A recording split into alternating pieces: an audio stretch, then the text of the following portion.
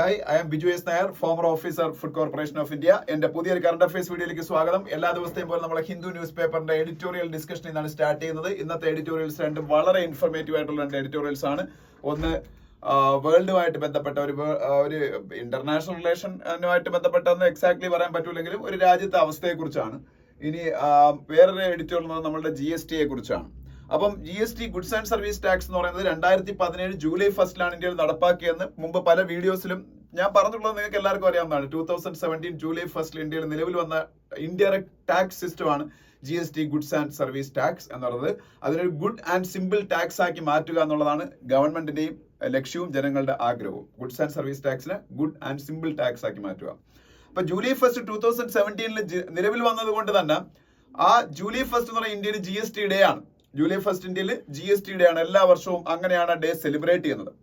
ഇപ്പോ ഇനി മുതൽ ജൂലൈ 1 ഇനി ഒരു പ്രാധാന്യം കൂടെ വരാൻ പോവുകയാണ്. ഇന്ത്യയിലെ കൊളോണിയൽ പീരീഡിൽ സ്റ്റാർട്ട് ചെയ്ത കുറച്ച് നിയമങ്ങൾ, ഇംപ്ലിമെന്റ് ചെയ്യപ്പെട്ട കുറച്ച് നിയമങ്ങൾ, Indian penal code, criminal procedure code, Indian evidence act, ഇതെല്ലാം റീപ്ലേസ് ചെയ്തുകൊണ്ട് ഭാരതീയ ന്യായ സംഹിതയും ഭാരതീയ നാഗരിക് സുരക്ഷാ സംഹിതയും ഭാരതീയ സാക്ഷ്യ അധിനിയവും വരാൻ പോകുന്നത് ജൂലൈ 1 ആണ്. അങ്ങനെ ഒരു പ്രാധാന്യം വീണ്ടും ജൂലൈ 1 വരാൻ പോവുകയാണ്. അപ്പൊ ഈ ഗുഡ്സ് ആൻഡ് സർവീസ് ടാക്സ് നിലവിൽ വന്ന സമയത്ത് കുറെ പ്രോബ്ലംസ് ഉണ്ടായിരുന്നു. ഗുഡ്സ് ആൻഡ് സർവീസ് ടാക്സുമായിട്ട് ബന്ധപ്പെട്ട് ഇന്ത്യയിലെ പ്രൊഡ്യൂസിംഗ് സ്റ്റേറ്റ്സുകൾ, മാനുഫാക്ചറിംഗ് സ്റ്റേറ്റ്സുകൾ ഒരുപാട് കൺസേൺസ് രേഖപ്പെടുത്തിയാലും മെയിൻ ആയിട്ടുള്ള ഒരു കൺസേൺ എന്ന് പറയുന്നത് GST വരുമ്പോൾ അവർക്ക് വരുമാന നഷ്ടം ഉണ്ടാകും എന്നുള്ളതായിരുന്നു. അപ്പൊ ഈ വരുമാന നഷ്ടം ഉണ്ടാകും എന്നുള്ള പേടിക്ക് ഗവൺമെന്റ് ഓഫ് ഇന്ത്യ ഒരു പരിഹാരം പറഞ്ഞു. We will compensate you for the next 5 years. That is up to 2022 July 1. For that, Government of India introduced a cess also. That cess is known as GST compensation cess. അത് എനിക്ക് തോന്നുന്നു 2026 വരെ അങ്ങോട്ട് ഉണ്ട് ആ സെസ്. അപ്പം GST compensation cess എന്ന് പറയുന്ന സംഭവം കൊണ്ടുവന്നു. അതിന്ന് ആ സെസ്സിൽ നിന്ന് കളക്ട് ചെയ്യുന്ന പൈസ ഈ സ്റ്റേറ്റുകൾക്ക് ഉണ്ടാകുന്ന റവന്യൂ ലോസിനെ കോമ്പൻസേറ്റ് ചെയ്യാൻ വേണ്ടിയിട്ട് ഉപയോഗിച്ചു. ഓക്കെ, GST എന്ന് പറയുമ്പോൾ ഇന്ത്യയിൽ 3 types of GSTs ആണ് നമ്മൾ കളക്ട് ചെയ്യുന്നത്. SGST, state GST, CGST, central GST and IGST, integrated GST എന്ന് പറയുന്ന 3 GSTകൾ. ഇതിൽ common man when we are paying a bill, we used to pay only CGST and SGST inside our state. If we are going to a restaurant for having food and after getting bill we will pay one GST, that is known as one GST ആണെങ്കിൽ രണ്ടായിട്ടാണ് അതിനെ bifurcate ചെയ്തേക്കുന്നത് equal ആയിട്ട്. ഇപ്പൊ 5% GST ആണെന്ന് തോന്നുന്നു റെസ്റ്റോറൻറ്റ്സിൽ വരുന്നത്. അത് 2.5% SGSTയും 2.5% CGST ആയിരിക്കും. IGST, ഇന്റഗ്രേറ്റഡ് GST എന്ന് പറയുന്നത് ഗുഡ്സ് ആൻഡ് സർവീസ് ഇന്റർ സ്റ്റേറ്റിൽ, അതായത് ഒരു സ്റ്റേറ്റിന്റെ ബോർഡറിൽ നിന്ന് മറ്റൊരു സ്റ്റേറ്റിന്റെ ബോർഡറിലേക്ക് മറ്റൊരു സ്റ്റേറ്റിലേക്ക് നമ്മൾ സാധനങ്ങൾ കൊണ്ടുപോകുമ്പോൾ ഒക്കെയാണ് ഈ IGST വരുന്നത്. അതല്ലാതെ തന്നെ നമ്മളുടെ ഇമ്പോർട്ട്, എക്സ്പോർട്ട് ഇങ്ങനെയൊക്കെയുള്ള സംഭവങ്ങളിലാണ് IGST, ഇന്റഗ്രേറ്റഡ് GST വരുന്നത്. ഇപ്പൊ ഞാനിപ്പോ കുറെ ടെക്സ്റ്റ് ബുക്കുകളൊക്കെ പ്രിന്റ് ചെയ്ത് തമിഴ്നാട്ടിലെ ശിവകാശി നിന്ന് കേരളത്തിൽ കൊണ്ടുവന്നിട്ടുണ്ട്. അപ്പൊ എനിക്ക് IGST പേ ചെയ്യേണ്ടി വന്നിട്ടുണ്ട്. ഇപ്പൊ നമ്മൾ അങ്ങനെയല്ല, ഇപ്പൊ ഞങ്ങൾ ഇവിടെ തന്നെയാണ് പ്രിന്റ് ചെയ്യുന്നത്. അപ്പൊ ആ സമയത്ത് IGST പേ ചെയ്യേണ്ടി വന്നിട്ടുണ്ട്, ഇന്റഗ്രേറ്റഡ് GST. ഇങ്ങനെ 3 type of GSTകളാണ് ഉള്ളത്. ഇനി GST കൗൺസിൽ എന്താണ് നടന്നിരിക്കുക? GST കൗൺസിൽ എന്ന് പറയുന്നതാണ് empowered body to take policy decisions regarding the implementation of GST in India and chairperson of that GST council is finance minister of India, that is Nirmala Sitharaman currently, and the members of GST council are state finance ministers. ഇത് ഞാൻ മുമ്പ് പറഞ്ഞിട്ടുള്ളതാണ് GST council. എന്നിട്ട് പിന്നെ നിങ്ങൾ അറിഞ്ഞിരിക്കേണ്ട മറ്റൊരു സംഭവം എന്ന് വെച്ചാൽ GSTN എന്താണെന്നാണ്. Goods and service tax network. GSTN എന്താണ്? Goods and service tax network. Recent I spoke about GSTN also in a video. GSTN എന്ന് പറയുന്നത് software backbone of GST ആണ്. GST എന്ന് പറയുന്ന സംഭവം നമ്മളെല്ലാവരും ഫയൽ ചെയ്യുന്നതാണ്. ഇതുപോലെ ലാക്സ് ഓഫ് ക്രോഴ്സ് ഓഫ് ആൾക്കാർ GST ഫയൽ ചെയ്തുകൊണ്ടിരിക്കുകയാണ്. അപ്പം അതിനെ മാച്ച് ചെയ്യാൻ തക്ക ഒരു റിയൽ ടൈമിൽ റെസ്പോണ്ട് ചെയ്യുന്ന ഒരു സംവിധാനം വേണം. That should be a robust software. അത് ആണ് GSTN, goods and service tax network എന്ന് പറഞ്ഞ software backbone of GST. ഇനി നമ്മൾ അറിഞ്ഞിരിക്കേണ്ട മറ്റൊരു സംഭവം ITC ആണ്. ITC എന്താണെന്ന് അറിഞ്ഞിരിക്കുക. ഇൻപുട്ട് ITC എന്ന് പറയുമ്പോൾ നമുക്ക് എല്ലാവർക്കും ആദ്യം ഓർമ്മ വരുന്ന ITC ഉണ്ട്. ഇന്ത്യയിലെ FMCG major after Hindustan Unilever, second biggest FMCG company, fast moving consumer goods company in India is ITC. Previously it was എപ്പോഴും that company is the number 1 cigarette manufacturer in India also. അപ്പോൾ ഇന്ത്യയിലെ ഏറ്റവും വലിയ cigarette മാനുഫാക്ചററും ഒപ്പം FMCG fast moving consumer goods വിൽക്കുന്ന കമ്പനികളുടെ കൂടുതൽ 2ാം സ്ഥാനത്തുള്ള ITC ആയിരിക്കും നമുക്ക് ഓർമ്മ വരുന്നത്. ആ ITC അല്ല ഈ ITC. GST ആയിട്ട് ബന്ധപ്പെട്ട ITC എന്ന് പറഞ്ഞാൽ ഇൻപുട്ട് ടാക്സ് ക്രെഡിറ്റ് ആണ്. ITC എന്താണ്? Input tax credit. അതെന്താണെന്ന് ഞാൻ ജസ്റ്റ് പറഞ്ഞുതരാം. ഇപ്പൊ ഞാനൊരു സാധനം പർച്ചേസ് ചെയ്യുന്നു എന്റെ ഇൻസ്റ്റിറ്റ്യൂഷന് വേണ്ടിയിട്ട്. ഞാനൊരു സാധനം പർച്ചേസ് ചെയ്യുന്നു. അപ്പൊ എനിക്ക് GST നമ്പർ ഉണ്ട്. അപ്പോൾ ആ സ്ഥാപനം എന്റെ നിന്ന് 18% GST കളക്ട് ചെയ്തു. അതൊരു ഈ ബോർഡ് ഞാൻ പഠിപ്പിച്ചുകൊണ്ടിരിക്കുന്ന ഇന്ററാക്റ്റീവ് ബോർഡ് കഴിഞ്ഞ വർഷം കളക്ട് ചെയ്തപ്പോൾ നമുക്ക് GST thousands of rupees GST പേ ചെയ്യേണ്ടി വന്നു. അത് എന്റെ ഇൻസ്റ്റിറ്റ്യൂഷന്റെ ആവശ്യത്തിന് വേണ്ടിയിട്ടായതുകൊണ്ട് എനിക്ക് GST നമ്പർ കോട്ട് ചെയ്തായിരിക്കും അവർ ആ ബില്ല് തരുന്നത്. എനിക്ക് GST നമ്പർ ഉണ്ട്. അവരുടെ GST നമ്പറും കോട്ട് ചെയ്തായിരിക്കും അവർ ആ ബില്ല് ഇഷ്യൂ ചെയ്യുന്നത്. 2 നമ്പർ ഇതിൻ്റെ അകത്ത് കാണും. അപ്പോ ഞാനിപ്പോ സപ്പോസ് ഒരു 15,000 rupees GST ആയിട്ട് പേ ചെയ്തെന്ന് കരുതിക്കോ ഇത് വാങ്ങിയപ്പോ. ഇനി ഈ മന്തിൽ എന്റെ GST കംപ്ലൈൻസ് ഡേറ്റിൽ I have to file my GST returns. At that time എന്റെ GST എത്രയാണോ എനിക്ക് പേ ചെയ്യേണ്ടത്, ഇപ്പൊ സപ്പോസ് 1 lakh rupees ആണ് ഈ മാസം ഞാൻ GST പേ ചെയ്യേണ്ടത് എന്നുണ്ടെങ്കിൽ ഞാനിപ്പോ ഈ ബോർഡിന് വേണ്ടിയിട്ട് ഇന്ററാക്റ്റീവ് ബോർഡിന് വേണ്ടിയിട്ട് ഞാൻ പേ ചെയ്ത GST 15,000 എന്റെ ITC ആയിട്ട് അവിടെ റിഫ്ലക്ട് ചെയ്യും, ഇൻപുട്ട് ടാക്സ് ക്രെഡിറ്റ് ആയിട്ട്. അപ്പൊ എനിക്ക് ഞാൻ GST ഫയൽ ചെയ്യുന്ന സമയത്ത് ഈ ഇൻപുട്ട് ടാക്സ് ക്രെഡിറ്റ് എത്രയുണ്ടോ, ഇത് മാത്രമല്ല ഞാൻ പല വെൻഡേഴ്സിനും GST പേ ചെയ്ത് കാണും. പലർക്കും എനിക്ക് സപ്ലൈ ചെയ്യുന്ന പലർക്കും അതെല്ലാം കൂടി ചേർത്ത് എനിക്ക് 50,000 ITC ഉണ്ട്, ഇൻപുട്ട് ടാക്സ് ക്രെഡിറ്റ് ഉണ്ടെന്ന് കരുതിക്കോ. അപ്പോൾ എനിക്ക് 1 lakh ആണ് എന്റെ GST liability for the month of June. പക്ഷേ ഞാൻ പേ ചെയ്യുന്നത് 50,000 ആയിരിക്കും. കാര്യം already 50,000 rupees is there as my ITC input tax credit. അപ്പൊ എന്റെ ടോട്ടൽ ലയബിലിറ്റി എന്ന് ITC കുറച്ചിട്ട് ബാക്കിയായിരിക്കും ഞാൻ പേ ചെയ്യുന്നത്. ഓക്കെ, അപ്പൊ ITC എന്താണെന്ന് ഏതാണ്ട് ഒരു ഐഡിയ നിങ്ങൾക്ക് കിട്ടിക്കാണെന്ന് ഞാൻ മനസ്സിലാക്കുന്നു. ITC ഇൻപുട്ട് ടാക്സ് ക്രെഡിറ്റ് അതൊന്നും ഇനി പറയുന്നില്ല, ഞാൻ GST കുറിച്ച് വളരെ എഡിറ്റോറിയലായിട്ട് പറയുന്നതേ ഉള്ളൂ. പിന്നെ അപ്പൊ ഇത്രയൊക്കെയാണ് ഇതിനെ ബേസിക് ആയിട്ട് മനസ്സിലാക്കേണ്ടത്. അപ്പൊ എന്തായാലും ഏതാണ്ട് ഒരു 8-9 മാസത്തിന് ശേഷം GST കൗൺസിലിന്റെ മീറ്റിംഗ് ഇപ്പൊ നടന്നു. മോർണിംഗ് അത് ആക്ച്വലി വളരെ കുറച്ച് സമയം മീറ്റിംഗ് ഉണ്ടായിരുന്നുള്ളൂ. GST കൗൺസിലിന്റെ ചെയർപേഴ്സണായ നിർമ്മലാ സീതാരാമന്റെ അധ്യക്ഷതയിലാണ് മീറ്റിംഗ് കൂടിയത്. മീറ്റിംഗ് കുറച്ച് സമയം നീണ്ടു എന്നുള്ളൂ. ഒരു ആഫ്റ്റർനൂൺ മാത്രമായിരുന്നു ആ മീറ്റിംഗ് ഉണ്ടായിരുന്നത്. മോർണിംഗ് ടൈമിലും മീറ്റിംഗ് ഉണ്ടായിരുന്നു സ്റ്റേറ്റ് ഫിനാൻസ് മിനിസ്റ്റേഴ്സുമായിട്ട്. അത് ബഡ്ജറ്റ് അവതരിപ്പിക്കാൻ പോയാണ്. ജൂലൈ നെക്സ്റ്റ് മന്തില് ബഡ്ജറ്റ് അവതരിപ്പിക്കുക. ആ ബഡ്ജറ്റുമായിട്ട് ബന്ധപ്പെട്ട ഡിസ്കഷൻസിന് ശേഷം ആഫ്റ്റർനൂൺ ആണ് ഈ പറഞ്ഞ GST കൗൺസിലിന്റെ മീറ്റിംഗ് കൂടിയത്. വളരെ കുറച്ച് സമയം ആ മീറ്റിംഗ് കൂടിയുള്ളെങ്കിലും വളരെ പ്രൊഡക്റ്റീവ് ആയിരുന്നു ആ മീറ്റിംഗ് എന്നാണ് ഈ എഡിറ്റോറിയലില് അവർ പറയുന്നത്. എന്ന് വെച്ചാല് കുറെ നല്ല കാര്യങ്ങള്, കുറച്ച് നല്ല GST ആയിട്ട് ബന്ധപ്പെട്ട കുറച്ച് ഡിസിഷൻസ് അവരെടുത്തു. കുറച്ച് പ്രൊസീജറൽ ചേഞ്ചസ് ആയിട്ട് ബന്ധപ്പെട്ട കാര്യങ്ങളിൽ അവർ തീരുമാനമെടുത്തു. അങ്ങനെ കുറെ കാര്യങ്ങൾ അവർ ചെയ്തു. പിന്നീട് അപ്പോ ഇതില് ഞാൻ പറഞ്ഞ കാര്യം തന്നെ പറഞ്ഞു, വളരെ കുറച്ച് സമയം മീറ്റിംഗ് നീണ്ടുന്നുള്ളൂ.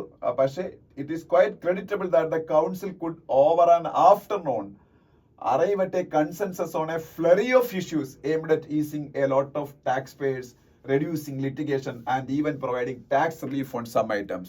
Litigations കുറയ്ക്കാൻ, ഇപ്പൊ ഞാനൊരു GST പേയർ ആണ്, എനിക്കെതിരെ വേണമെങ്കിൽ എന്തെങ്കിലുമൊക്കെ പ്രോബ്ലംസ് വരാം, കേസസ്, ആ ലിറ്റിഗേഷൻസ് കുറച്ചുകൊണ്ട് വരാൻ. അതുപോലെ ഈസ് ഓഫ് പേയിങ് ടാക്സ് എന്ന് പറയുന്ന സംഭവമുണ്ട്. GST പേ ചെയ്യുന്നതിലും ഇൻകം ടാക്സ് പേ ചെയ്യുന്നതിലും ഒക്കെ ഈസ് ഓഫ് പേയിങ് ടാക്സ്. അപ്പൊ അതുമായിട്ട് ബന്ധപ്പെട്ട കുറച്ച് ഡിസിഷൻസ് എടുക്കാൻ പറ്റി. അതുപോലെ ചില GST റിലീഫുകൾ കൊടുക്കാനും പറ്റി. അപ്പൊ എന്നാ പറയുന്നത്, അപ്പൊ ആ റിലീഫ് GST ആയിട്ട് ബന്ധപ്പെട്ട ആൾക്കാർ കിട്ടിയ റിലീഫിനെ കുറിച്ചാണ് പറയുന്നത്. ഇപ്പൊ ഹോസ്റ്റൽ അക്കോമഡേഷൻ 20,000 രൂപ വരെയുള്ള ഹോസ്റ്റൽ അക്കോമഡേഷന്റെ GST അവർ എക്സംപ്റ്റ് ചെയ്തു. അതിന്റെ ഏറ്റവും വലിയ ഗുണം, ഒരുപാട് പിള്ളേർ ഇപ്പൊ ട്രിവാൻഡ്രം സിറ്റിയിൽ തന്നെ വന്നത് പഠിക്കുന്നുണ്ട്, സിവിൽ സർവീസിനും മറ്റു കാര്യങ്ങൾക്കും ഒക്കെ വേണ്ടിയിട്ട്.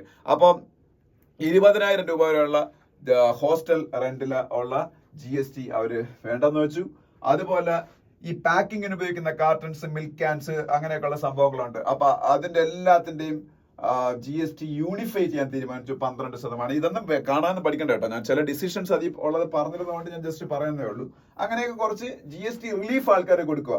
ഒപ്പം തന്നെ അവരെന്ത് ചെയ്തെന്ന് വെച്ചാല് റിട്രോസ്പെക്റ്റീവ് എഫക്ട് എന്താണെന്ന് അറിയാമല്ലോ. ഇപ്പൊ ഒരു തീരുമാനം എടുത്താൽ അത് 2-3 വർഷം മുമ്പ് അല്ലെങ്കിൽ 10 വർഷം മുമ്പ് ഉള്ള കാര്യങ്ങളിലും അത് ആപ്ലിക്കബിൾ ആയിരിക്കും. അതാണ് റിട്രോസ്പെക്റ്റീവ് എഫക്ട്. ആ റിട്രോസ്പെക്റ്റീവ് എഫക്റ്റോട് കൂടി ഒരു തീരുമാനം എടുത്തവര് ആദ്യത്തെ 3 വർഷത്തില് GST ഡ്യൂയിലൊക്കെ ആർക്കെങ്കിലും ഒക്കെ GST ഡ്യൂ ഒക്കെ ഉണ്ടായിരുന്നെങ്കിൽ അതിനുള്ള ഇൻട്രസ്റ്റും പെനാൽറ്റിയും എല്ലാം അവർ എക്സംപ്റ്റ് ചെയ്ത് കൊടുക്കും. പക്ഷെ ഈ വർഷം അല്ല, അടുത്ത വർഷം മാർച്ചിനകത്ത് വെച്ച് ആ GST ഡ്യൂ അടച്ചു തീർത്താൽ, അത് ഇതിൽ എടുത്തൊരു ഡിസിഷനാണ്. Apart from several industry-specific measures, a few of which will kick in with retrospective effect, the council also opted to waive interest and penalty on tax dues for the first 3 years of GST. അതായത് 2020 വരെയുള്ള 17 തുടങ്ങുന്ന 20 July വരെയുള്ള GST payment എന്തെങ്കിലും due ഒക്കെ ഉണ്ടായിരുന്നെങ്കിൽ അതിന് penalty എന്തായാലും വരും, ഇൻട്രസ്റ്റ് ഒക്കെ വരും, അതെല്ലാം ഒഴിവാക്കി കൊടുക്കാം, provided they are paid by March 2025 എന്നാണ് ഒരു തീരുമാനം. അതുപോലെ തന്നെ GST ആയിട്ട് ബന്ധപ്പെട്ട് കേസസിൽ നമുക്ക് അപ്പീൽസ് ഒക്കെ ഫയൽ ചെയ്യണമെന്നുണ്ടെങ്കിൽ ഇനിയിപ്പം ഇങ്ങനെ അത് ഞാൻ പറയാൻ വിട്ടുപോയി. GST ആയിട്ട് ബന്ധപ്പെട്ട ഏറ്റവും പ്രധാനപ്പെട്ട ഒരു തീരുമാനം GST അപ്പലേറ്റ് ട്രിബ്യൂണൽ എന്ന് വെച്ചാൽ GST ആയിട്ട് ബന്ധപ്പെട്ട പരാതികളിൽ പരിഹാരം ഉണ്ടാക്കാൻ വേണ്ടി മാത്രം ഒരു കോടതിയല്ല, ഒരു കോടതിയാണ്, പക്ഷെ കേരളത്തിൽ തന്നെ ഒരുപാട് ബെഞ്ചസ് തന്നെ വരുന്നുണ്ട്, അങ്ങനെ ഇന്ത്യയിലെ പല സ്റ്റേറ്റുകളിലും. അപ്പൊ GST അപ്പലേറ്റ് ട്രിബ്യൂണൽ അത് വരുന്നുണ്ട്. അതുപോലെ ഹൈക്കോടതികളിലും സുപ്രീം കോടതികളിലൊക്കെ നമുക്ക് ചിലപ്പം ഇതുമായിട്ട് ബന്ധപ്പെട്ട പരാതികൾ ലിറ്റിഗേഷന് പോയിന്റ് വരും. അപ്പൊ അങ്ങനെ അപ്പീൽസ് ഒക്കെ ഫയൽ ചെയ്യുന്ന സമയത്ത് ഒരു ഡെപ്പോസിറ്റ് കെട്ടി വെക്കണമായിരുന്നു. ആ ഡെപ്പോസിറ്റ് ഇന്നോട്ട് വേണ്ടാന്ന് തീരുമാനിച്ചു. നല്ല കാര്യമല്ലേ അതെല്ലാം, കാര്യം സാധാരണ ആൾക്കാർക്ക് അത് വലിയ ഗുണമാണ്. പിന്നെ അതുപോലെ അങ്ങനെ കുറെ കാര്യങ്ങൾ. പിന്നെ ഒരു കാര്യം ഞാൻ പറയാൻ പറ്റിയത് ആന്റി പ്രോഫിറ്റിയറിംഗ് ക്ലോസ് എന്ന് പറയുന്നൊരു സംഭവം ഉണ്ടായിരുന്നു GST വന്ന സമയത്ത്. ആന്റി പ്രോഫിറ്റിയറിംഗ് ക്ലോസ്, സോറി, പ്രോഫിറ്റിന്റെ സ്പെല്ലിംഗ് ഇംഗ്ലീഷ് അറിഞ്ഞിടാത്ത ആളിനെ പോലെയാണ് എഴുതിയത്. ആന്റി പ്രോഫിറ്റിയറിംഗ് ക്ലോസ് എന്ന് പറയുന്നൊരു സംഭവം GSTയിൽ ഉണ്ടായിരുന്നു. എന്താണെന്ന് വെച്ചാല് ഇപ്പൊ ഒരു പർട്ടിക്കുലർ മേഖലയുടെ GST ഭയങ്കരമായിട്ട് കുറച്ചെന്ന് കരുതിക്കോ, അതുകൊണ്ടുണ്ടാകുന്ന ഗുണം, ഒരുപാട് ഗുണങ്ങൾ ITC അല്ലെങ്കിൽ റിലയൻസ് എന്ന് പറഞ്ഞൊരു ഇന്ത്യൻ കമ്പനിക്ക് ഉണ്ടാകുന്ന കരുതിക്കോ, അതുകൊണ്ട് ഒരുപാട് ഗുണം. ആ ഗുണം അവരല്ല എടുക്കേണ്ടത്, ആ ഗുണം കൺസ്യൂമേഴ്സിലേക്ക് പാസ് ചെയ്ത് കൊടുക്കണം. അങ്ങനെ പാസ് ചെയ്യുന്നില്ല എന്ന് ഗവൺമെന്റ് കണ്ടു കഴിഞ്ഞാൽ അതിന്റെ അർത്ഥം അവർ പ്രോഫിറ്റിയറിംഗിന് ശ്രമിക്കുന്നതാണ്. ആ GST കുറവുണ്ട്, അതിന് എഗെയിൻസ്റ്റ് ആയിട്ടൊരു മെഷർ GSTയിലുണ്ട്, ആന്റി പ്രോഫിറ്റിയറിംഗ് ക്ലാസ് എന്ന് പറഞ്ഞാൽ. അത് പലപ്പോഴും ഈ കമ്പനികളെയൊക്കെ ഹരാസ് ചെയ്യാൻ ഉപയോഗിച്ചിട്ടുണ്ട്. അതുകൊണ്ട് ആന്റി പ്രോഫിറ്റിയറിംഗ് ക്ലോസ് എടുത്ത് കളയാൻ തീരുമാനിച്ചു. അതുപോലെ GST രജിസ്ട്രേഷനൊക്കെ ഇനി കൂടുതലായിട്ട് ആധാർ ബേസ്ഡ് ആയിട്ടുള്ള ഈ അതിലെന്തോ ഇവിടെ പറയുന്നുണ്ട്,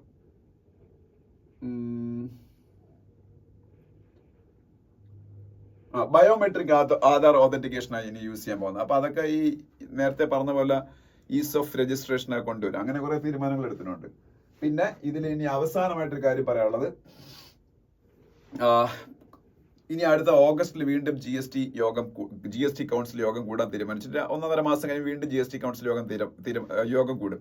അപ്പൊ ഇതില് സത്യം പറഞ്ഞാൽ ഇതൊന്നും അല്ല GSTയിലെ ഏറ്റവും പ്രധാനപ്പെട്ട ഗവൺമെന്റ് ചെയ്യേണ്ട കാര്യം എന്താണെന്ന് വെച്ചാൽ GST റേറ്റ് റാഷണലൈസേഷൻ ആണ്. GST റേറ്റ് റാഷണലൈസേഷൻ എന്താണെന്ന് ചോദിച്ചാൽ നമുക്കറിയാം GSTയുടെ സ്ലാബുകൾ ഇന്ത്യയിൽ ഒരുപാടുണ്ട്. 0% GST ഉള്ളതുണ്ട്, 5% ഉണ്ട്, 12% ഉണ്ട്, 18% ഉണ്ട്, 28% ഉണ്ട്, അങ്ങനെ കുറെ സ്ലാബ്സ് ഉണ്ട്. ഈ സ്ലാബ്സിനെ എല്ലാം കൂടെ ഒന്നുകിൽ ഒന്നാക്കുക അല്ലെങ്കിൽ 2 സ്ലാബ്സിലേക്ക് കൊണ്ടുവരിക, മാക്സിമം 3 സ്ലാബ്സ്, അതിനപ്പുറത്തേക്ക് പോകാതിരിക്കുക. അതാണ് GSTയുടെ ഈ റാഷണലൈസേഷൻ എന്ന് പറയുന്നത്. അപ്പൊ അതിനുവേണ്ടി ഗവൺമെന്റ് GST കൗൺസിലിന്റെ കമ്മിറ്റിയൊക്കെ അപ്പോയിന്റ് ചെയ്തിട്ടുണ്ടായിരുന്നു. ആ കമ്മിറ്റി 2022 ശേഷം ഒന്നും വലുതായിട്ട് അതിലൊന്നും വലിയ പ്രോഗ്രസ് ഒന്നും ഉണ്ടായില്ല. ഇപ്പൊ വീണ്ടും ആ കമ്മിറ്റിയോട്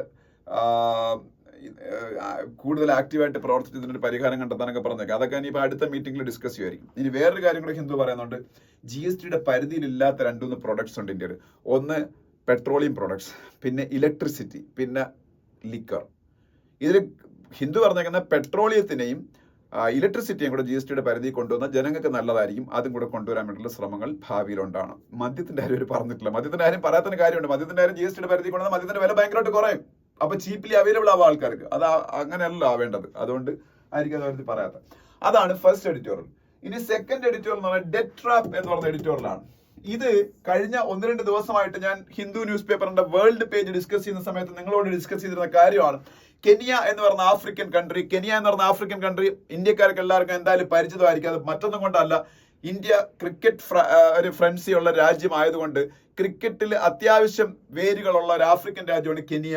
കെനിയയിലെ നെയ്റോബിയിൽ വെച്ച് ക്രിക്കറ്റ് മാച്ചസ് ഒക്കെ നടക്കുന്ന നമ്മളെല്ലാം TV-യിൽ പലപ്പോഴും ലൈവായിട്ട് കണ്ടുള്ളതാണ്. അതുകൊണ്ട് കെനിയയെ മിക്കവാറും എല്ലാവർക്കും അറിയായിരിക്കും. അപ്പൊ Kenya is an African country.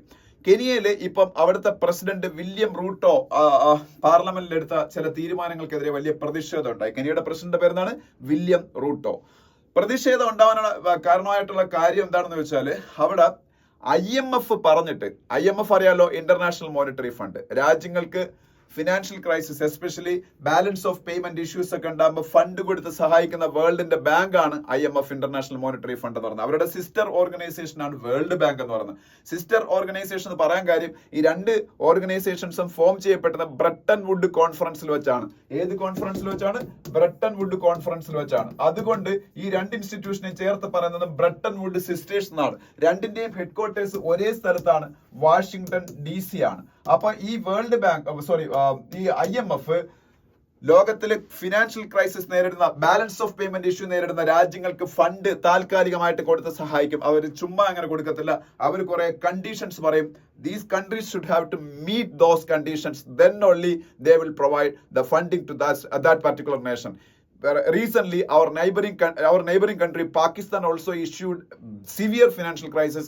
IMF provided them $3 to $4 billion as a temporary measure, and they insisted that Pakistan should implement some austerity measures and also ഇതുപോലുള്ള ടാക്സ് ഇൻക്രീസ് ഒക്കെ. അതെല്ലാം പാകിസ്ഥാൻ നടപ്പാക്കേണ്ടി വന്നു അവിടെ, എന്നാലേ IMF കൊടുക്കുകയുള്ളൂ. മനസ്സിലായി? ഇത് തന്നെയാണ് കെനിയയിലെ പ്രശ്നവും. കെനിയയിൽ ഇപ്പോ IMFന്റെ കയ്യിൽ നിന്ന് അവർ കുറച്ച് ലോൺ എടുത്തു. ആ ലോൺ എടുക്കാനുള്ള കാര്യമൊക്കെ ഞാൻ ഇപ്പം അങ്ങോട്ട് പറയാം. അപ്പൊ ലോൺ എടുത്തപ്പോ ഇവര് ടാക്സസ് ഇൻക്രീസ് ചെയ്യാൻ തീരുമാനിച്ചു. മിക്കവാറും എല്ലാ പ്രോഡക്ട്സിനും, ഫ്യൂവലിന്റെ മുകളിൽ, ആൾക്കാർ കഴിക്കുന്ന ബ്രെഡ്സിന്റെ മുകളിൽ, സാനിറ്ററി പാഡ്സിന്റെ മുകളിൽ, അങ്ങനെ എല്ലാത്തിനും മുകളിൽ. അപ്പൊ അവിടുത്തെ ആൾക്കാർ ഭയങ്കരമായിട്ട് അതിൽ പ്രതിഷേധിക്കാൻ തുടങ്ങി. തെരുവിലിറങ്ങിയവർ പ്രതിഷേധിച്ചു. 23 ആൾക്കാർ മരിച്ചു, 200 ആൾക്കാർ ഇൻജേർഡായി, സിവിയർലി ഇൻജേർഡായി. അപ്പൊ തന്നെ കെനിയൻ ഗവൺമെന്റ് തീരുമാനിച്ചു, ഇല്ല, ഞങ്ങൾ ഇത് നടപ്പാക്കുന്നില്ലെന്ന്. പക്ഷെ ഇത് അവർക്ക് അവോയ്ഡ് ചെയ്യാമായിരുന്നു. ഇത് ഇത്രയും ഇഷ്യൂ ആയതിനു ശേഷം ഇത് വിഡ്രോ അല്ലായിരുന്നു വേണ്ടത്.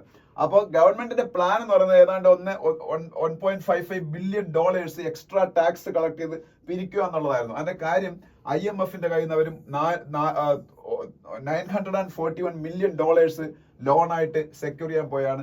അതിന് IMF സജസ്റ്റ് ചെയ്തതെന്ന് വെച്ചാൽ കുറെ എക്കണോമിക് റിഫോംസും ടാക്സ് ഇൻക്രീസും ഒക്കെ ആയിരുന്നു. അതുകൊണ്ട് തന്നെ IMFനെ പറയുന്ന കേട്ടിട്ട് ഇവിടുത്തെ ഗവൺമെന്റ് ചെയ്യാൻ തീരുമാനിച്ചു. അതാണ് ഈ സ്ട്രീറ്റ് പ്രൊട്ടസ്റ്റുകൾ ട്രിഗർ ചെയ്തത്. പക്ഷേ ഗവൺമെന്റിന് എന്തായാലും വേറെ ഏതെങ്കിലും രീതിയിൽ എത്രയും പെട്ടെന്ന് കുറച്ച് പൈസ അറേഞ്ച് ചെയ്തേ പറ്റൂ, അല്ലെങ്കിൽ അവരുടെ കടം അവർക്ക് കൊടുത്തു തീർക്കാൻ പറ്റില്ല. അത്രത്തോളം കടക്കണിയിലാണ് ആ രാജ്യം എന്ന് പറയുന്നത്.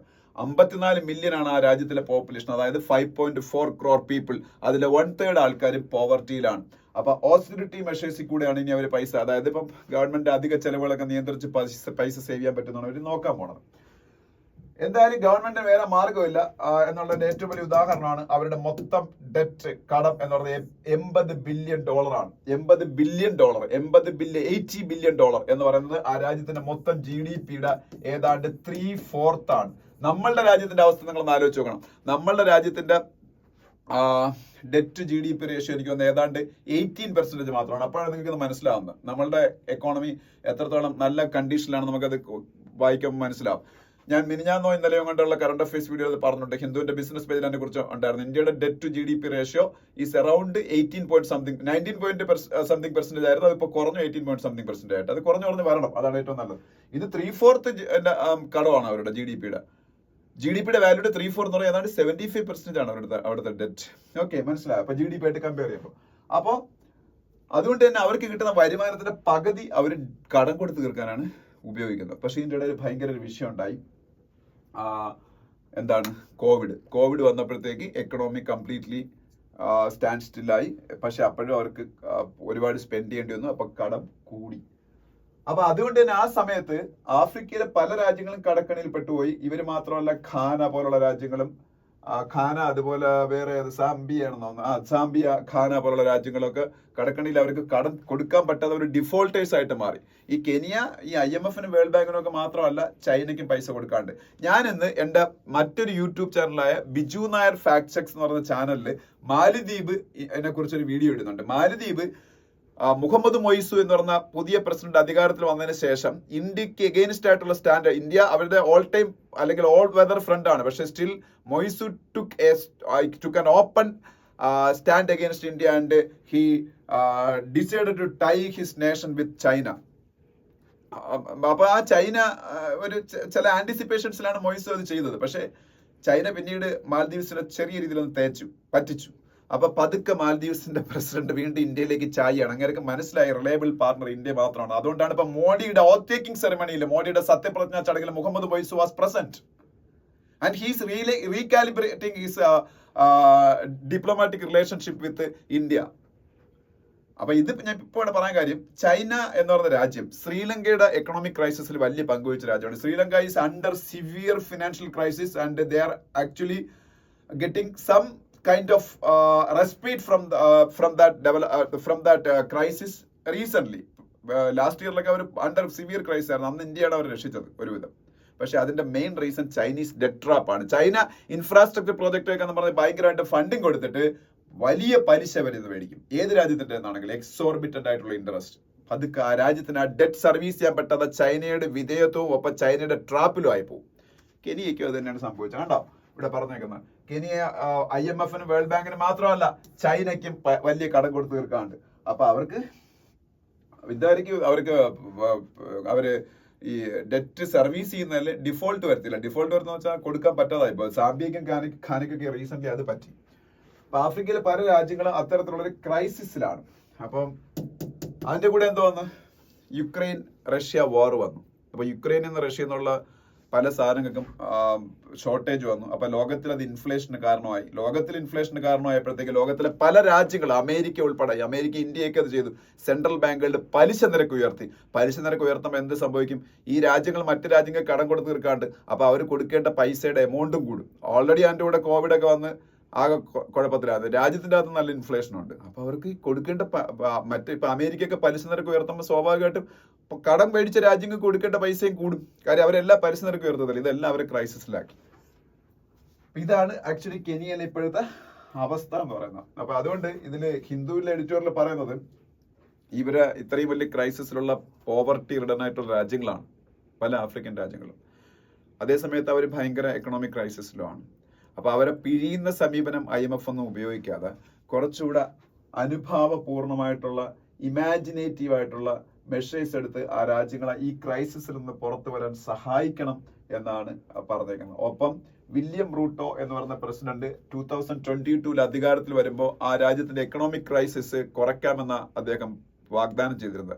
പക്ഷേ അദ്ദേഹം കൺവെൻഷണൽ ആയിട്ടുള്ള മെഷേഴ്സ് ഉപയോഗിച്ച് ഈ ടാക്സ് കൂട്ടുക എന്നൊക്കെ പറഞ്ഞാൽ കൺവെൻഷണൽ മെഷേഴ്സ് ആണ്. കൂടുതൽ ആ എക്കണോമിക് ക്രൈസിസിലെ അതിന്റെ ആക്കം കൂട്ടുകയാണ് ചെയ്തത്. അദ്ദേഹം കുറച്ചുകൂടെ ഒരു ഭാവനാത്മകമായ നടപടികളിൽ കൂടെ ആ രാജ്യത്തിന് മുന്നോട്ട് കൊണ്ടുപോയി, അല്ലെങ്കിൽ that country's economy will be ruined എന്നുള്ള രീതിയിലാണ് ഈ എഡിറ്റോറിയൽ പറഞ്ഞേക്കുന്നത്. ഓക്കെ,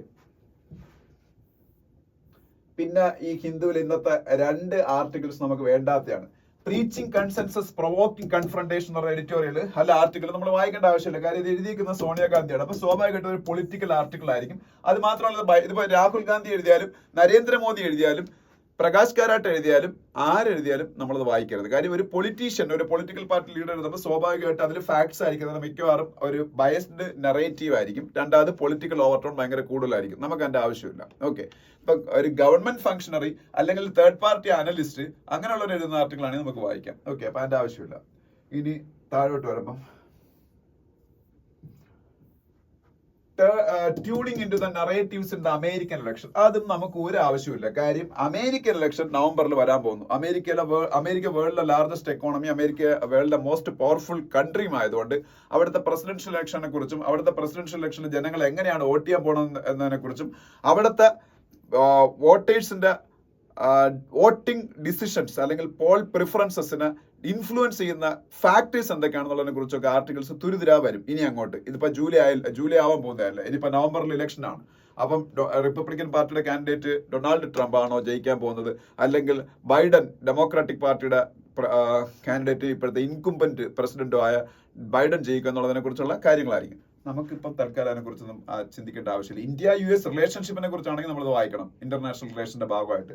ഇതിന്റെ ആവശ്യമില്ല. അവിടുത്തെ ഇലക്ഷനിൽ ആൾക്കാർ എങ്ങനെ വോട്ട് ചെയ്താലും നമുക്ക് അവിടെ വരുന്ന ആള് നമ്മൾക്ക് സപ്പോർട്ടീവ് ആയിരിക്കണം, അല്ലെങ്കിൽ നമ്മളുടെ ഇൻട്രസ്റ്റുകൾക്ക് സപ്പോർട്ടീവ് ആയിരിക്കണം. കാരണം വേൾഡിലെ മോസ്റ്റ് പവർഫുൾ കൺട്രി USA ആയതുകൊണ്ട് അവരുടെ ഒരു സപ്പോർട്ട് നമുക്ക് എപ്പോഴും നല്ലതാണ്. അതുകൊണ്ട് സപ്പോർട്ട് കിട്ടാത്ത കാലഘട്ടത്തിലും ഇന്ത്യ വേൾഡിൽ തലയുയർത്തി പിടിച്ച് തന്നെയാണ് ജീവിച്ചിട്ടുള്ളത്. അന്ന് നമുക്ക് സപ്പോർട്ട് ചെയ്യാൻ ആളുണ്ടായിരുന്നില്ല എന്ന് പറയാൻ പറ്റില്ല. അന്ന് നമുക്ക് സോവിയറ്റ് യൂണിയൻ ഉണ്ടായിരുന്നു, അല്ലേ? പിന്നെ നെക്സ്റ്റ് പേജ് എല്ലാ ആഴ്ചയിലും സാറ്റർഡേയിലും ഗ്രൗണ്ട് സീറോ എന്ന് പറയുന്ന പേജ് ആയിരിക്കും വരുന്നത്. അത് നമുക്ക് അങ്ങനെ കൂടുതൽ ഡിസ്കസ് ചെയ്യാനുള്ള പേജൊന്നും ആയിരിക്കത്തില്ല. ഇതിപ്പോ വേറെ നല്ല അമരാവതി പ്രോജക്റ്റിനെ കുറിച്ചാണ്. അമരാവതി എന്ന് പറയുന്ന സംഭവം ആന്ധ്രാപ്രദേശിന്റെ റെസിഡ്യൂവൽ ആന്ധ്രാപ്രദേശിന്റെ ക്യാപിറ്റൽ ആക്കാൻ ഈ മനുഷ്യൻ തീരുമാനിച്ചിരുന്ന പ്രദേശമാണ്. ഈ മനുഷ്യൻ എന്ന് പറയുമ്പോഴത്തേക്ക് ആന്ധ്രാപ്രദേശിനെ ബൈഫർക്കേറ്റ് ചെയ്യുന്ന സമയത്ത് he was the chief minister of Andhra Pradesh, residual Andhra Pradesh, Chandrababu Naidu. But after that Jaganmohan Reddy came to power in Andhra Pradesh and he created a mess ക്യാപിറ്റലിന്റെ കാര്യത്തില്. അമരാവതി വേണ്ട, അല്ലെങ്കിൽ അമരാവതി ഇരിക്കട്ടെ പ്ലസ് വിശാഖപട്ടണവും കുർണൂലും കൂടെ എന്ന് പറഞ്ഞ് ഒരു 3 ക്യാപിറ്റൽ സിസ്റ്റം ഒക്കെ ഉണ്ടാക്കി ആകെ കുളമാക്കി. വീണ്ടും ചന്ദ്രബാബു നായിഡു അവിടെ അധികാരത്തിൽ വരുമ്പോൾ അമരാവതി എന്ന് പറയുന്ന പ്രോജക്റ്റ് ആന്ധ്രാപ്രദേശിന്റെ ക്യാപിറ്റൽ ആയിട്ട് വരാനുള്ള സാധ്യതകളായിരുന്നു. അതിനെക്കുറിച്ചുള്ള ആർട്ടിക്കിളാണ്. ഓക്കെ, ഇനി നെക്സ്റ്റ് പേജിലേക്ക് പോകുമ്പോൾ ഇവിടെ ആകെ ഒരു കാര്യം പറയാനുള്ളൂ. NDA reform panel calls four suggestions from students parents till time July 7. അപ്പൊ ഇത് NDA റിഫോം പാനൽ ആരാണ് ലീഡ് ചെയ്യുന്നുള്ള കാര്യം മാത്രം നിങ്ങൾ അറിഞ്ഞാൽ മതി. ഒരു 7 മെമ്പർ പാനലാണ് NDA നാഷണൽ ടെസ്റ്റിംഗ് ഏജൻസിയുടെ റിഫോമിങ്ങിന്, നാഷണൽ ടെസ്റ്റിംഗ് ഏജൻസി റിഫോം ചെയ്യാൻ വേണ്ടിയിട്ട് ഒരു 7 മെമ്പർ പാനലിനെ ഗവൺമെന്റ് അപ്പോയിന്റ് ചെയ്ത പാനലിന്റെ ചെയർമാൻ ISROയുടെ പഴയ ചെയർമാനായ K. രാധാകൃഷ്ണൻ ആണ്. അത് മാത്രം അവിടെ അറിഞ്ഞാൽ മതി. പിന്നെ നമ്മളുടെ എഡ്യൂക്കേഷൻ മിനിസ്റ്ററിന്റെ ഫോട്ടോ ഇവിടെ കാണാം. എഡ്യൂക്കേഷൻ മിനിസ്റ്റർ ആരാണ്? Dharmendra Pradhan. Education minister of India Dharmendra Pradhan. ബാക്കി ഒരു കാര്യവും അവിടെ പറയാനില്ല. അതിനടുത്ത പേജിൽ പോകുമ്പം 52 ഡേ അമർനാഥ് യാത്ര begins today, security Titan in Kashmir Valley. ഈ അമർനാഥ് യാത്ര എവിടെയാണ് നടക്കുന്നത് അറിഞ്ഞേക്കണം. കാശ്മീരിലാണ് അമർനാഥ് യാത്ര. ഒരു ഹിന്ദു പിൽഗ്രിമേജ് ആണ് അമർനാഥ് യാത്ര എന്ന് പറയുന്നത്. അമർനാഥ് എന്ന് പറഞ്ഞൊരു കേവ് ടെമ്പിൾ ഉണ്ട്, ശിവ ടെമ്പിൾ ആണ്. ആ ടെമ്പിളിലേക്ക് നമ്മളെ ശബരിമലയിലേക്ക് ട്രിപ്പ് നടത്തുന്ന പോലെ ഒരു പർട്ടിക്കുലർ സീസണിൽ നടത്തുന്ന ഹിന്ദു പിൽഗ്രിമേജ് ആണ് അമർനാഥ് യാത്ര. പണ്ട് ടെററിസ്റ്റ് അറ്റാക്ക് ഒക്കെ ഉണ്ടായിട്ടുണ്ട് അമർനാഥ് യാത്രയിൽ. അതുകൊണ്ട് ഭയങ്കര സെക്യൂരിറ്റിയിലാണ് അത് നടക്കുന്നത്. അതുപോലെ ജമ്മു കാശ്മീരിലുള്ള വേറൊരു വളരെ ഫേമസ് ആയിട്ടുള്ള ഹിന്ദു ടെമ്പിൾ ആണ് വൈഷ്ണോ ദേവി എന്ന് പറയുന്നത്. വൈഷ്ണോ ദേവി. പിന്നെ മണിപ്പൂരുമായിട്ട് ബന്ധപ്പെട്ടൊരു ന്യൂസ്, അതെന്നും കാണുമല്ലോ. മണിപ്പൂരിലെ പ്രശ്നങ്ങൾ തീർക്കുന്നതിന് NDA ഗവൺമെന്റ് എടുക്കാൻ പോണ നടപടികളെ കുറിച്ച് മണിപ്പൂരിന്റെ ചീഫ് മിനിസ്റ്ററായ ബീരേൻ സിംഗ് പറഞ്ഞിരിക്കുന്ന കുറച്ച് കാര്യങ്ങളാണ്. മണിപ്പൂരിന്റെ ചീഫ് മിനിസ്റ്റർ ആരാണ്? ബീരേൻ സിംഗ്, BIREN, ബീരേൻ സിംഗ്. പിന്നെ അതിനടുത്ത പേജ് പോകുമ്പോ ഒരു കാര്യം നമ്മളെല്ലാം പഠിക്കാനുള്ള ഒരു കാര്യം ഇവിടെയുണ്ട്. Deputy NSA Vikram Misri is next foreign secretary. ഇന്ത്യയുടെ ഫോറിൻ സെക്രട്ടറി പോസ്റ്റ് വളരെ ഇമ്പോർട്ടന്റ് ആണ്. ഇന്ത്യയുടെ ഫോറിൻ സെക്രട്ടറി പോസ്റ്റിൽ അത്രയും നന്നായിട്ട് പെർഫോം ചെയ്തത് കൊണ്ടാണ് ഇന്ത്യക്ക് ഫോറിൻ മിനിസ്റ്റർ ആയിട്ട് ജയശങ്കറിനെ കിട്ടുന്നത്. Jaishankar was the foreign secretary of India during Narendra Modi's first government 2014 to 2019. ആ ഒരു ഗവൺമെന്റിന്റെ കാലഘട്ടത്തിൽ Jaishankar was the foreign secretary of India. He did a commendable job in that position. That's why Modi gifted him external affairs ministry. അപ്പോൾ ഏറ്റവും നന്നായിട്ട് perform ചെയ്യേണ്ട ഒരു post ആണ് മിനിസ്റ്റർ കഴിഞ്ഞാൽ സെക്രട്ടറി. അപ്പോൾ ഇന്ത്യയുടെ ഫോറിൻ സെക്രട്ടറി ആയിട്ട് ഇനി വരാൻ പോകുന്ന ആള് വിക്രം മിശ്രി ആണ്. വിക്രം മിശ്രി ഇത്രയും കാലം ഇന്ത്യയുടെ ഡെപ്യൂട്ടി NSA ആയിരുന്നു. Deputy NSA means deputy national security adviser. National security adviser of India is Ajit Doval. ഇന്ത്യയുടെ national security adviser Ajit Doval ആയിരുന്നു. Vikram Misri was the deputy of Ajit Doval. Now he's getting elevated to the position of Secretary of Foreign Affairs. Currently, Vinay Kotra is the Foreign Secretary and he is going to retire. അതുകൊണ്ടാണ് അദ്ദേഹം വരുന്നത്. July 15 അദ്ദേഹം ആവും. പിന്നെ German chancellor to visit India in October. German chancellor ആരാണ്? Olaf Scholz. World's third largest economy is Germany. World's third largest economy ആണ് Germany. Third. Fourth Japan. India fifth.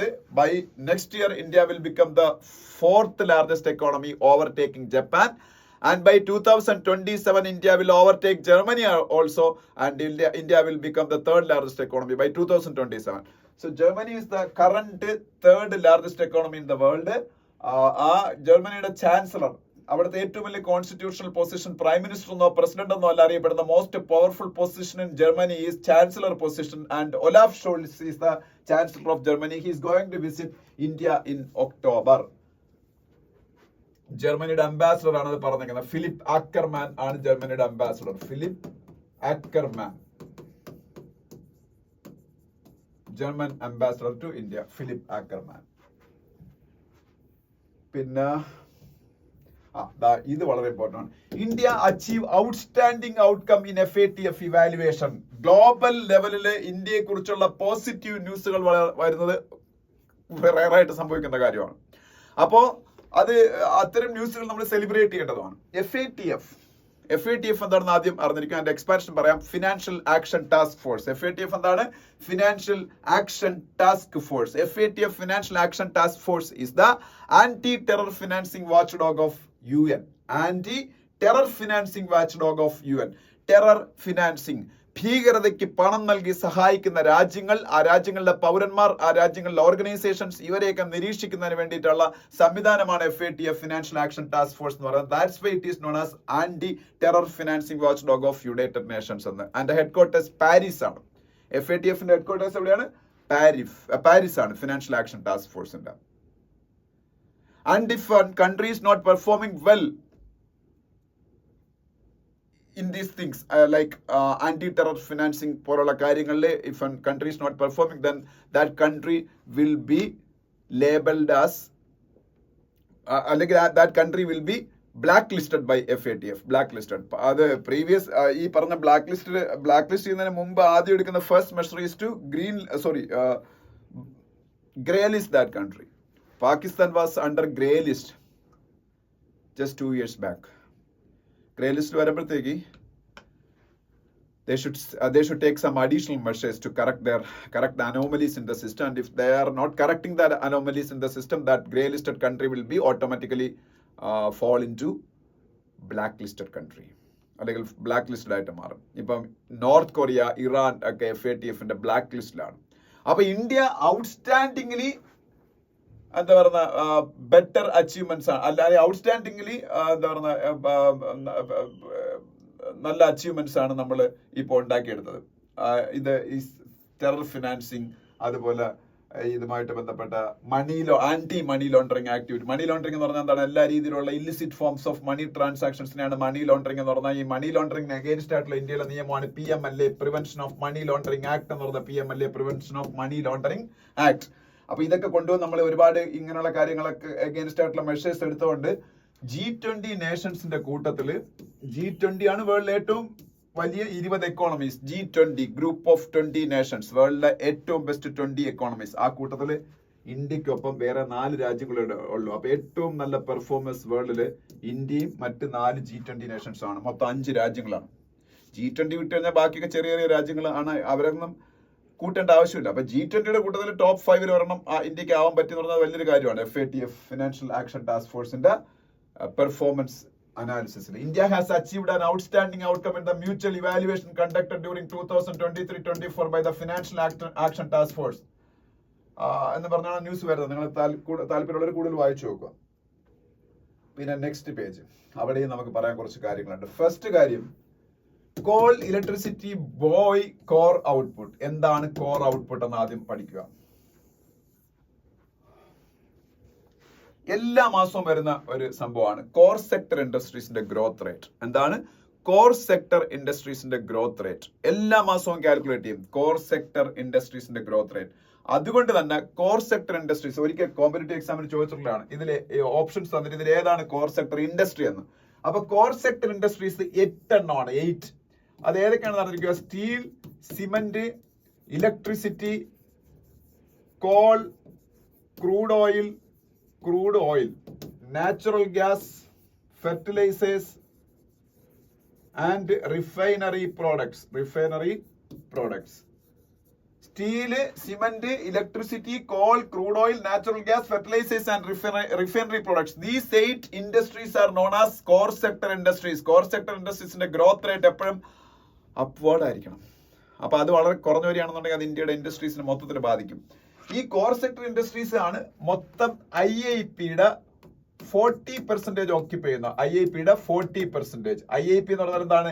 Index of industrial production. ഈ core sector industries അല്ലാത്ത industries ഉണ്ടല്ലോ ഇന്ത്യയിൽ. So total ഇൻഡസ്ട്രീസിന്റെ growth rate calculate ചെയ്യുന്ന index ആണ് IIP index of industrial production. IIP index of industrial production is the index to calculate the industrial growth rate of India. Out of that IIP, 40% is contributed by just 8 industries. That's why it is known as core sector industries. മൊത്തം 8 industries മാത്രം വിചാരിച്ചാൽ ഈ മൊത്തം IIPയുടെ 40% contribute ചെയ്യാൻ പറ്റും. അപ്പൊ IIP എന്താണെന്ന് പഠിച്ചു വെച്ചേക്കുക, index of industrial production. Anyways നമ്മളുടെ കോർ സെക്ടർ ഇൻഡസ്ട്രീസ് ഇപ്പൊ അത്യാവശ്യം നല്ല രീതിയിൽ പെർഫോം ചെയ്യുന്നുണ്ട്. ഓക്കെ, അപ്പോൾ ഓവറോൾ IIP പെർഫോം ചെയ്യുന്നതായിട്ട്. ഇനി വേറൊരു പ്രധാനപ്പെട്ട കാര്യം, fiscal deficit at 3% of target by May end. April കഴിഞ്ഞു, മെയ് കഴിഞ്ഞു, 2 മാസം കഴിഞ്ഞിട്ടും ഇന്ത്യയുടെ മൊത്തം fiscal deficit is a very important parameter of financial discipline. ഒരു രാജ്യത്തിന്റെ ഫിനാൻഷ്യൽ ഡിസിപ്ലിന്റെ ഏറ്റവും പ്രധാനപ്പെട്ട പാരാമീറ്റർ ആണ് ഫിസ്ക്കൽ ഡെഫിസിറ്റ് എന്ന് പറയുന്നത്. അതായത് രാജ്യത്തിന്റെ റവന്യൂവും എക്സ്പെൻഡിച്ചറും നമ്മൾ ഡിഫറൻസ്, റവന്യൂ കുറഞ്ഞും എക്സ്പെൻഡിച്ചർ കൂടിയിരിക്കുമ്പോൾ there will be deficit. That deficit is known as fiscal deficit. Fiscal deficit should be a very small percentage of our GDP.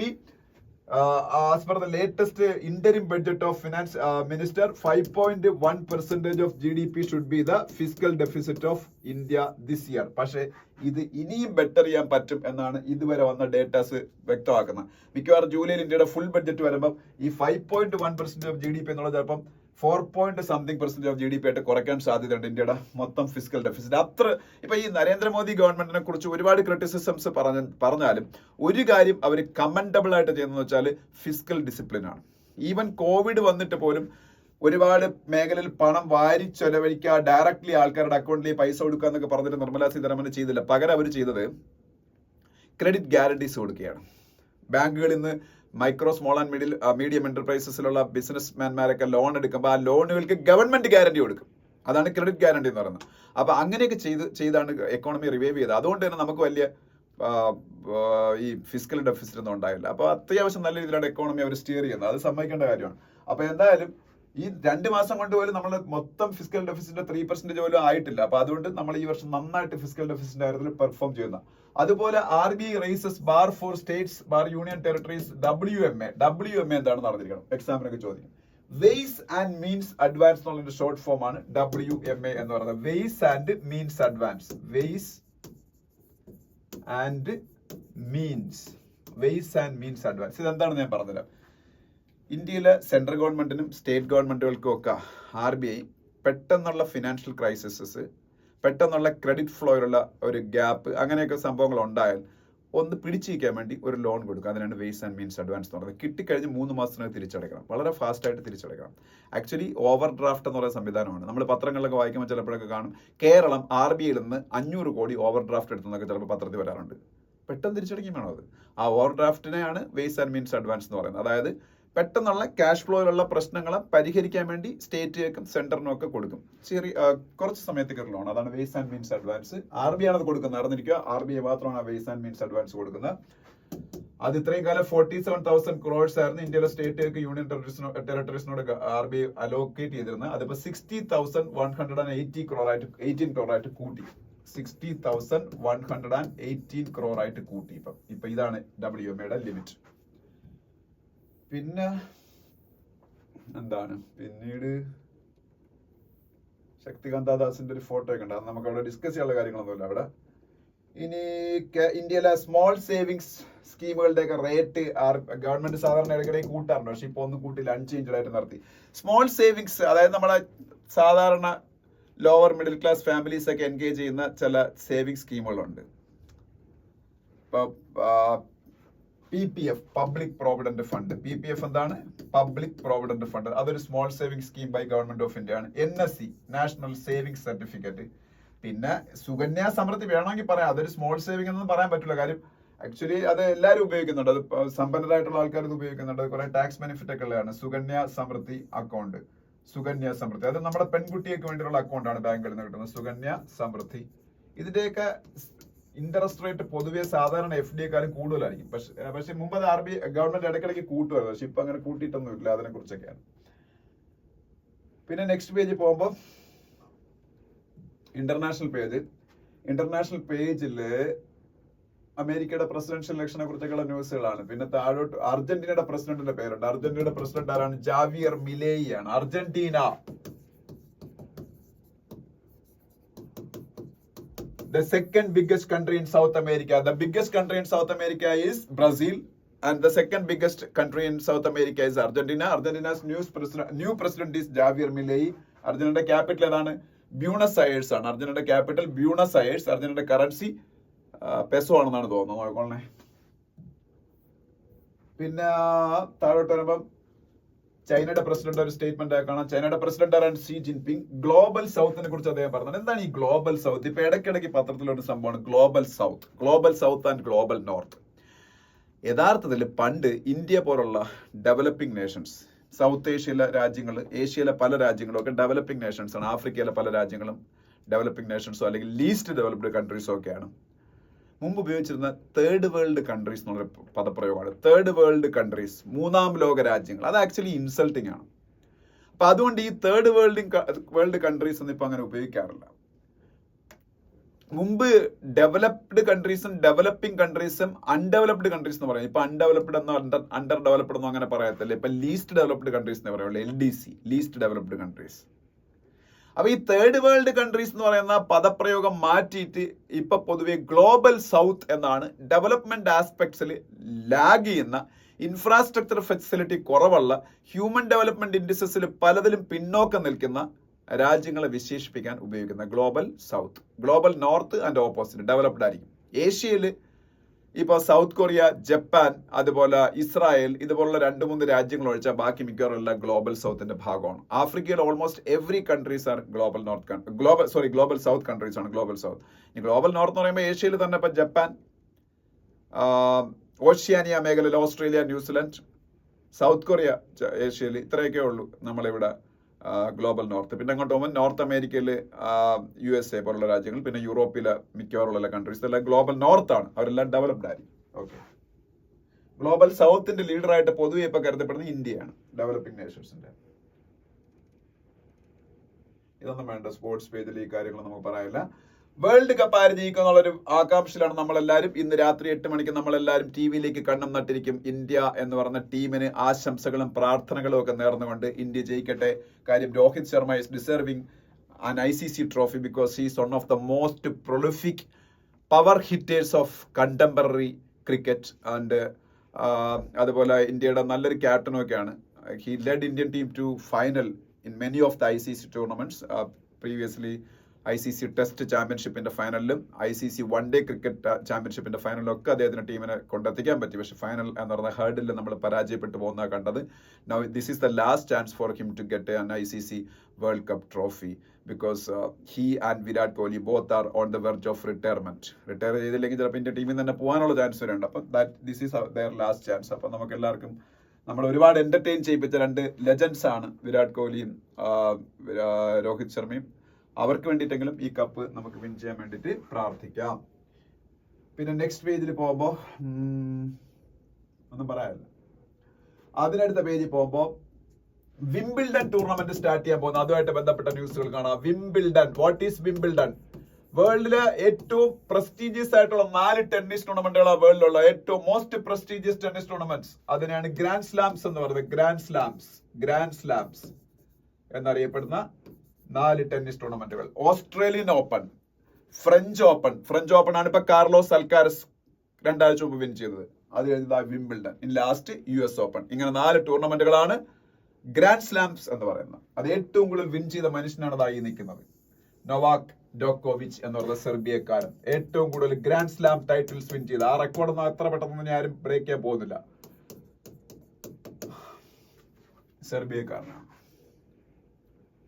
24 grand slams അങ്ങനെ വിൻ ചെയ്യുന്നുണ്ട്. 24 ഗ്രാൻഡ് സ്ലാംസ്. ഇനി ഈ പേജിൽ പ്രത്യേകിച്ചൊന്നും പറയാനില്ല. അതിനടുത്ത പേജിൽ പോകുമ്പോൾ ഇവിടെയും ഒന്നുമില്ല, സ്റ്റേറ്റ് പേജാണ്. അതിൻ്റെ അടുത്ത പേജിൽ പോകുമ്പോൾ പോലവാരം പ്രോജക്റ്റിനെ കുറിച്ച് ജസ്റ്റ് അറിഞ്ഞിരിക്കുക. Polavaram projects in limbo says APCM എന്നൊക്കെ ന്യൂസ് കാണാം. Polavaram project is a national project. National project means അതിനുള്ള ഫിനാൻസിംഗ് ഒക്കെ മെയിൻലി സെൻട്രൽ ഗവൺമെന്റ് ഇതായിരിക്കും വരുന്നത്. അതുകൊണ്ടാണ് നാഷണൽ പ്രോജക്ട് എന്ന് പറയുന്നത്. Polavaram project is an irrigation project, ഒരു ജലസേചന പദ്ധതിയാണ്. അത് എവിടെയാണ് വരുന്നതെന്ന് അറിഞ്ഞിരിക്കുക. ഗോദാവരി. ഏത് റിവറിലാണ്? ഗോദാവരി റിവറിൽ അറിഞ്ഞിരിക്കുക. ആന്ധ്രാപ്രദേശിലെ ഗോദാവരി റിവറിൽ വരുന്ന ഒരു ഇറിഗേഷൻ പ്രൊജക്റ്റ് ആണ് പോലവാരം പ്രോജക്ട്, POLAVARAM. ആ പ്രൊജക്ട് ഒരു നാഷണൽ പ്രൊജക്ട് ആണെന്നുള്ളതാണ് എന്റെ പ്രത്യേകത. ഇനി സോമനാഥ്പൂർ ടെമ്പിൾ ഒന്ന് അറിഞ്ഞിരിക്കുക എവിടെയാണെന്ന്. സോമനാഥ്പൂർ ടെമ്പിൾ, സോമനാഥ് SOMANATHAPUR, സോമനാഥപൂർ ടെമ്പിൾ. ഇതൊരു ഹൊയ്സാല ആർക്കിടെക്ചറിന്റെ ഫേമസ്, ഹൊയ്സാല പീരീഡിൽ ഉണ്ടായ, മൈസൂരിലുണ്ടായ ടെമ്പിൾ ആണ്. അതുകൊണ്ട് തന്നെ ഹൊയ്സാല ആർക്കിടെക്ചറിന് ഭയങ്കര ഫേമസ് ആണ്.